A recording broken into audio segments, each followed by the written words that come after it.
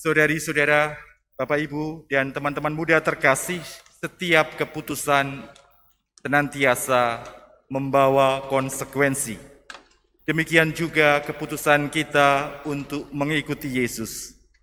Kita bersyukur karena kesempatan yang Tuhan anugerahkan untuk kita dan dipercaya boleh menjadi murid-murid-Nya. Namun kita juga mohon ampun untuk saat-saat di mana kita kurang sungguh-sungguh konsekuen dalam menghidupi konsekuensi tuntutan sebagai pengikut Tuhan. Saudari-saudara, Bapak, Ibu, dan teman-teman muda yang terkasih di dalam Tuhan, beberapa puluh tahun yang lalu ketika saya masih ada di seminari di Malang, di Candi Badut, ada pelatihan untuk kakak-kakak kelas saya, frater-frater yang akan menjadi imam. Sebuah peristiwa yang sulit saya lupakan. Ceritanya sederhana sekali. Para calon pastor itu mengadakan kegiatan latihan kepemimpinan. Ketika sebuah session begitu dilakukan di lapangan, mereka nampak sangat bersemangat dan siap untuk menjadi pewarta-pewarta yang sangat tangguh untuk gereja Katolik. Tiba-tiba hujan tiba, sangat deras. Dan tanpa komando, frater-frater itu, kakak-kakak kelas saya itu, semua karena peristiwanya terjadi di lapangan basket dan lapangan voli, karena hujan deras itu tiba, secara mendadak, frater-frater itu tiba-tiba lalu berhamburan lari, berteduh. Ada seorang romo yang berkomentar, semangatnya yang tadi kok nggak kelihatan ya. Ketika tadi menjawab yel-yel mengatakan apa-apa, dengan semangat para frater menjawab. Tetapi ketika tiba-tiba hujan tiba, yang tadinya nampak semangat itu, semangatnya lalu hilang karena mungkin berteduh lebih menyenangkan, lebih menyelamatkan daripada meneruskan program. Jadi tanpa komando, para frater itu lalu lari berteduh dan meninggalkan pembina dan pendampingnya. Cerita itu teringat kepada saya ketika merenungkan Injil yang kita dengarkan bersama pada kesempatan Ekaristi hari ini. Saudara-saudariku terkasih, menjadi pengikut Yesus itu sebuah keputusan. Anda dan saya, kita semua berkeputusan secara bebas untuk mengikuti Yesus. Dan setiap kali kita berdoa, setiap kali kita mengungkapkan iman kita, baik dalam doa, dalam perbuatan, dan tindakan apapun, kita sesungguhnya sedang mengungkapkan pilihan kita untuk mengikuti Yesus.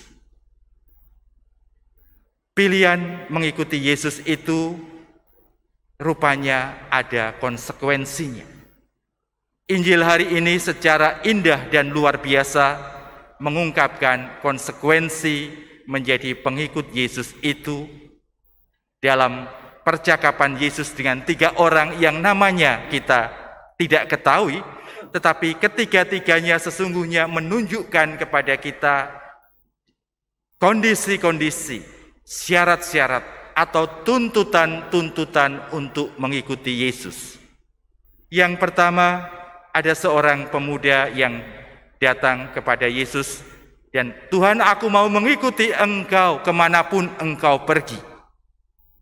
Tetapi Tuhan menjawab dia dan berkata, rubah atau serigala mempunyai liang, burung mempunyai sarang, tetapi anak manusia, yaitu Yesus, tidak memiliki batu untuk meletakkan kepalanya. Syarat apa yang Tuhan mau komunikasikan kepada kita dalam pernyataan ini? Syarat yang pertama itu adalah sesungguhnya tujuan Tuhan mengajak para pengikutnya untuk senantiasa mengingat dan bertanya, apa tujuanmu mengikuti Yesus? Kalau tujuanmu mengikuti Yesus adalah mencari kenyamanan dan kemapanan, ini bukan tujuannya. Maka saudara-saudariku terkasih, hari ini Tuhan juga bertanya kepada saya, kepada Anda, kepada kita semua, apa sesungguhnya yang kita cari di dalam mengikuti Yesus? Anda, saya, kita semua tahu.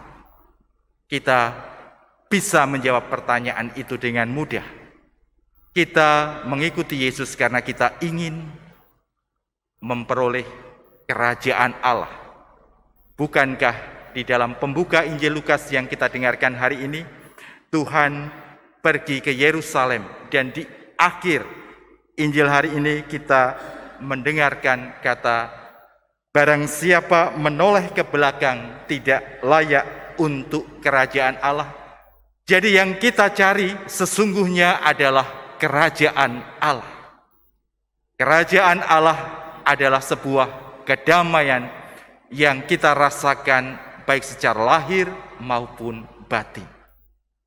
Yang kedua, saudara-saudariku terkasih, setelah kita menjawab bahwa kita mencari kerajaan Allah untuk mengikuti Yesus, Tuhan menunjukkan juga kepada kita syarat yang perlu kita miliki untuk bisa setia mengikuti Yesus masuk ke dalam kerajaan Allah.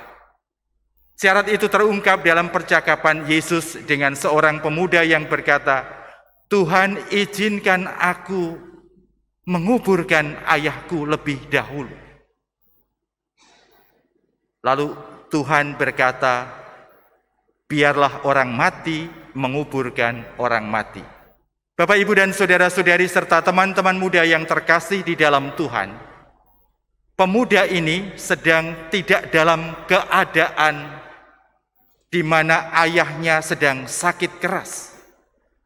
Apalagi dia tahu bahwa ayahnya baru saja meninggal. Tetapi ungkapan, izinkanlah aku menguburkan ayahku, itu adalah ungkapan yang sangat erat di dalam budaya masyarakat Yahudi pada waktu itu, yaitu ikatan dengan keluarga. Mengikuti Yesus tidak ada jaminan apapun kalau hal itu berkaitan dengan kemapanan dan kenyamanan. Maka menguburkan orang tuaku berarti menyelesaikan urusanku dengan keluarga. Biasanya setelah orang mati, orang tua meninggal, apa yang dilakukan oleh sebuah keluarga? Ingat kisah tentang anak yang hilang itu? Apa yang dilakukan biasanya setelah ayahnya meninggal? Membagi-bagi warisan. Rupanya pemuda ini berkata, Tuhan, aku mau menyelesaikan urusanku tentang masa depanku. Aku siap mengikuti Engkau tanpa mendapatkan apapun darimu. Tetapi biarkan aku menata masa depanku agar ada jaminan untuk masa depanku yang kuperoleh dari keluargaku. Aku bisa mendapat warisan, aku bisa mendapatkan sesuatu untuk hidupku.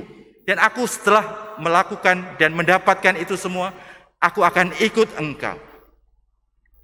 Tetapi Yesus berkata, biarlah orang mati menguburkan orang mati. Artinya, percayakan masa depanmu kepadaku. Jangan percayakan masa depanmu kepada hitungan-hitungan ekonomi, hitungan-hitungan matematis, hitungan-hitungan apapun yang ada di dalam dirimu. Karena kamu mau mengikuti aku bertanggung jawab atas hidup. Saudara-saudariku terkasih, syarat yang kedua ini mengingatkan saya akan banyaknya mentalitas yang ada di dalam diri umat Katolik dimanapun mereka berada. Seringkali keikutsertaan dalam melayani dan keterlibatan di dalam gereja ataupun keaktifan di dalam bersungguh-sungguh mengikuti Yesus biasanya diletakkan setelah merasa selesai menata kehidupan finansialnya. Setelah mapan, ketika pensiun, ya ini saatnya aktif ke gereja, ini saatnya mengurus iman. Tuhan meminta kita mempercayakan itu semua kepada Tuhan, bukan kepada hitungan-hitungan, pertimbangan-pertimbangan manusiawi kita. Dan yang ketiga, ada seorang pemuda yang berkata, Tuhan izinkan aku berpamitan dulu kepada orang tuaku dan aku akan mengikuti Engkau. Tetapi yang Yesus katakan adalah setiap orang yang membajak dan menoleh ke belakang, ia tidak layak untuk kerajaan Allah. Apa artinya? Artinya Tuhan mengajak orang yang mau mengikuti Dia, berani berdamai dan meninggalkan masa lalunya. Tetaplah fokus pada tujuanmu tentang kerajaan Allah. Masa lalumu penuh dengan kegembiraan. Jangan bernostalgia dengan kegembiraan dan kebahagiaan itu. Karena itu mungkin akan mengganggu fokusmu terhadap kerajaan Allah. Kalau masa lalumu penuh duka dan luka, lupakan masa lalumu itu, karena ada masa depan yang baik bersama aku jika engkau mau fokus kepada masa depan bersama aku di dalam kerajaan Allah. Saudara-saudariku terkasih, maka kita bisa tahu bahwa 3 kondisi, 3 syarat yang harus ada di dalam hidup kita dalam mengikuti Yesus. Syarat yang pertama, tahu tujuannya, yaitu yang kita sudah tahu semua, menjadi warga kerajaan Allah, mendapatkan dan memenangkan kerajaan Allah untuk hidup kita. Syarat pertama, Anda, saya, kita semuanya tahu dengan baik.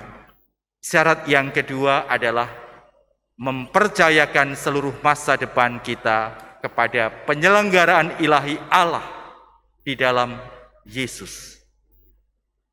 Dan syarat yang ketiga, mempersembahkan masa lalu kita kepada Tuhan, apapun dan bagaimanapun situasi masa lalu kita. Semoga Anda, saya, kita semua berani menjawab dengan positif 2 syarat terakhir yang Yesus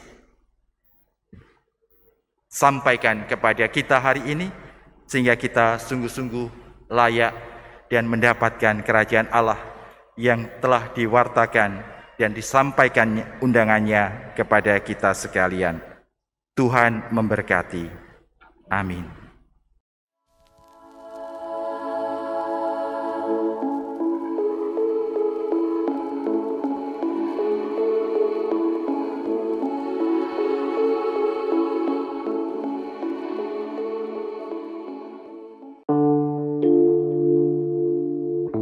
Umat Allah yang terkasih, perayaan Ekaristi di Paroki Santo Vincentius Apaulo Surabaya mulai tanggal 20 Juni 2022 mengalami perubahan sebagai berikut.